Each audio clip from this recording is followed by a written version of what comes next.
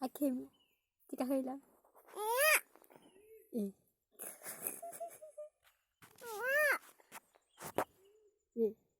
Bạn vui. Chị hơi lắm.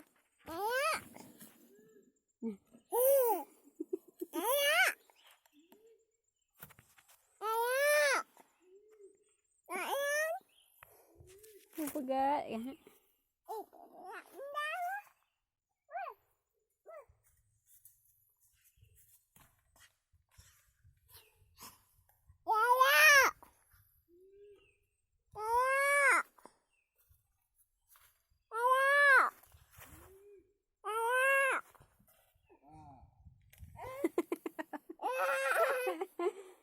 Hakim nè, beraya.